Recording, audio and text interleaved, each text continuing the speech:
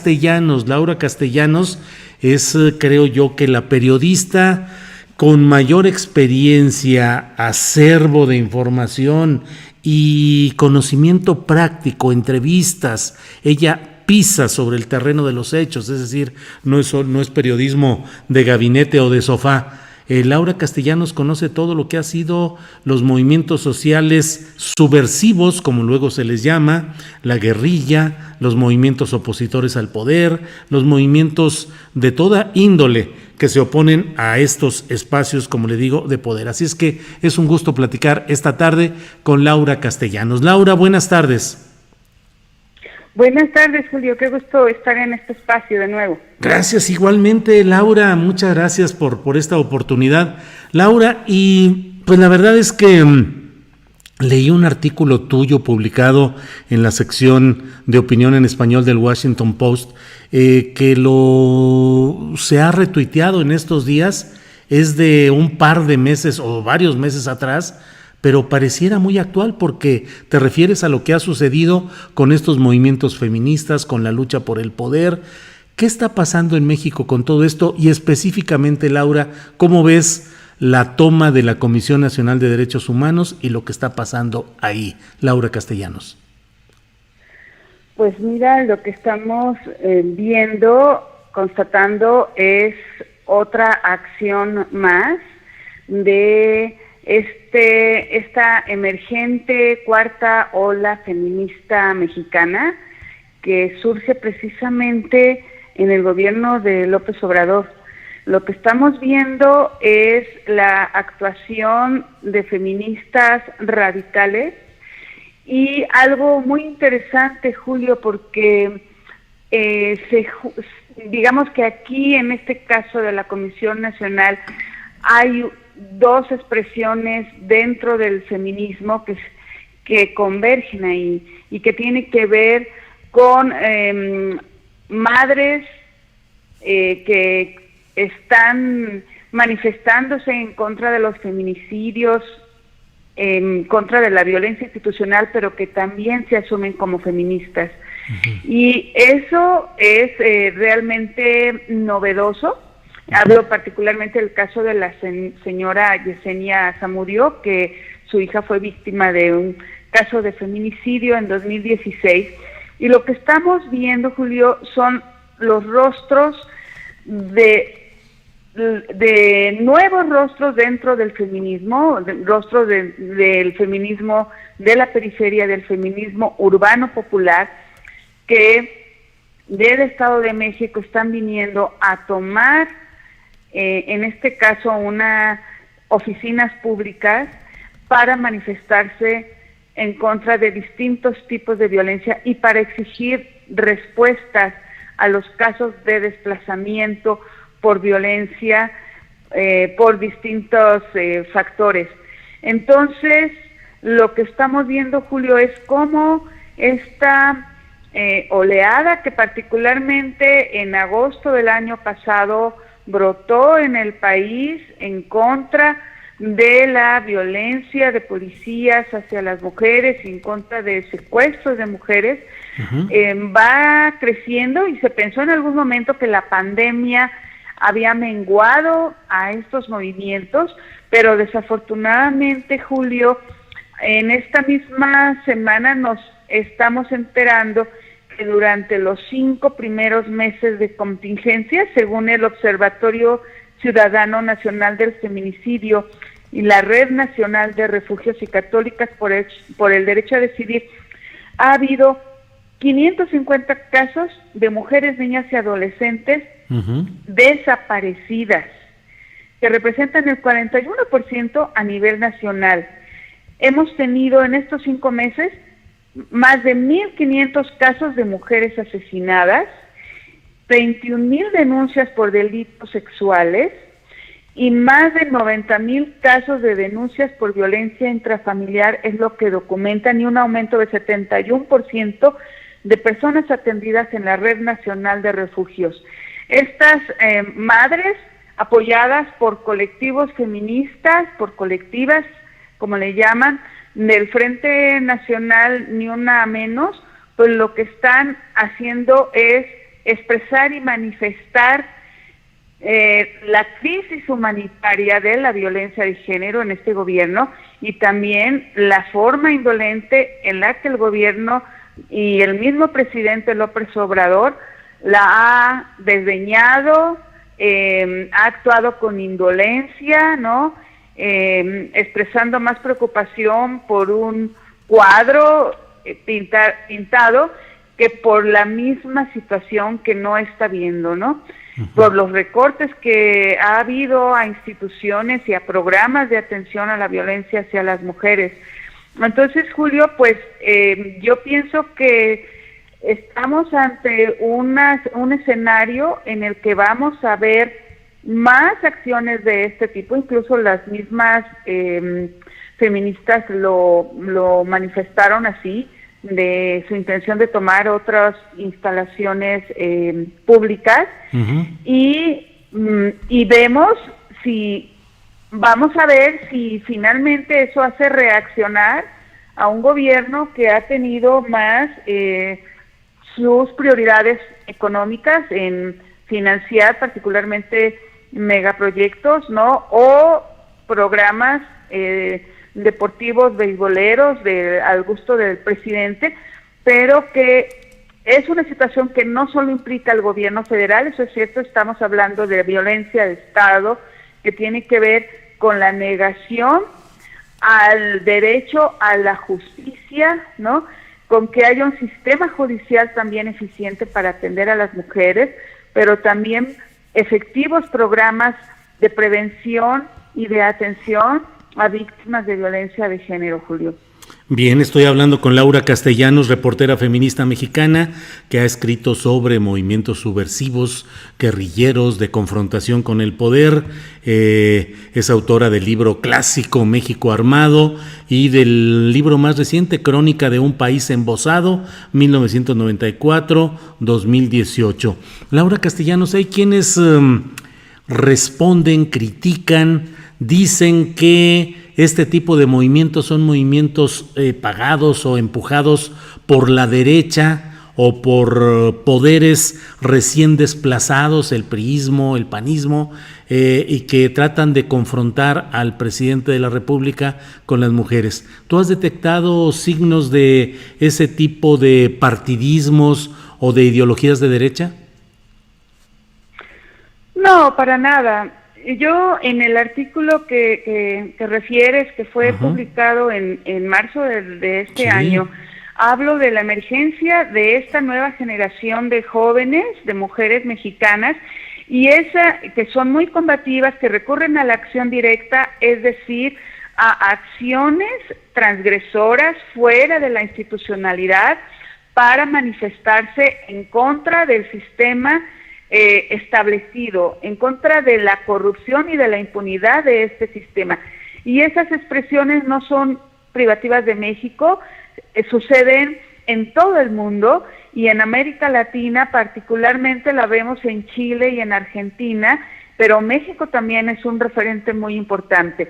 Lo que sucede, Julio, es que culturalmente la violencia, me lo dice una amiga feminista, Irma Saucedo, la violencia está permitida o legitimada para el Estado y para los hombres. Y las mujeres, en un país donde se cultivó la abnegación y la sumisión, y a través del cine y de las telenovelas, pues culturalmente las mujeres se dice que tienen que aguantar y que tienen que llorar, y llorar a los desaparecidos, a las desaparecidas, a las víctimas de asesinato y quedarse en casa. Pero eso cambió, Julio, si tú recuerdas desde el sexenio de Calderón, el más violento que hemos tenido en este país, cuando las víctimas de las personas que fueron asesinadas en el estado de Chihuahua, una de las madres, cuando fue Calderón, lo increpó. En ese momento se rompió ese muro que separaba la figura presidencial de una ama de casa que estaba increpando al presidente por haber perdido a un hijo. Desde ese momento, las madres hemos visto cada vez cómo han salido más a buscar, a estar cavando para encontrar, a rastrear en fosas para encontrar personas desaparecidas. Las hemos visto también hacer marchas, las hemos visto hacer plantones y ser ignoradas. Esto escaló a un segundo nivel y ya algunas de ellas, como Yesenia Zamudio, se ha asumido como feminista, se ha asumido como una mujer empoderada y convergen con colectivos, con colectivas feministas radicales de la periferia que realizan acciones anarquistas como es la toma de instalaciones en protesta y confrontación a un Estado mexicano que en todos los niveles ha actuado con indolencia y con desdén hacia las mujeres víctimas de violencia de género, Julio. Gracias, Laura Castellanos. En tu artículo del que estamos hablando de marzo, y de verdad que en ese marzo describías con precisión pues lo que está sucediendo y dabas muchas claves para entender lo que ahora vemos y vivimos, pero creo recordar que decías que más que un feminismo teórico era un feminismo vivencial, de mujeres que no tenían necesariamente muy definida su ideología o su definición política, pero las vivencias cotidianas las empujaban a pelear para tratar de presionar al poder.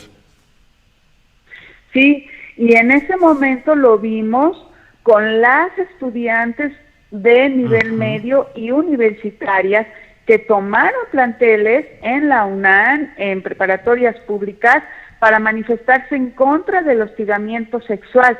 Cuando yo tuve oportunidad de entrevistar a algunas de las que tomaron la Facultad de Ciencias Políticas y les preguntaba cuáles son sus influencias feministas, ¿no?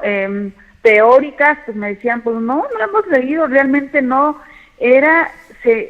asumían este feminismo vivencial, como yo digamos lo nombré para explicarlo de alguna manera, en el que ellas estaban asumiendo que tenían que empoderarse como mujeres, que tenían que generar redes de apoyo como autodefensa, pero también para proteger a las suyas fuera de ese circuito, digamos, de jóvenes, de morras, como se llaman ellas, que estaban más concientizadas y muy combativas.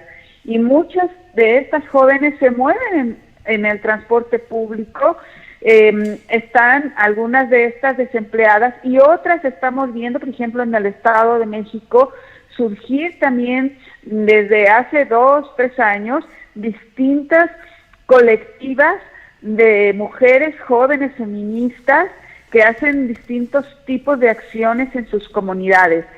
Eso también lo vemos en otros estados de la República y es un fenómeno muy interesante porque estamos hablando no de un solo feminismo. Estas morras, como ellas se autodefinen, forman parte de la cuarta ola feminista mexicana, pero hay un amplio abanico de feminismos en el país y eso es lo rico de este abanico, Julio, que nos guste o no las distintas posiciones, porque a veces unas critican a las que hacen este tipo de acciones violentas como la toma de una oficina, pero nos guste o no, todas estas expresiones forman parte de un movimiento, de un amplio movimiento social femenino, que en lo particular, Julio, considero las mujeres son las protagonistas de los movimientos sociales de este sexenio.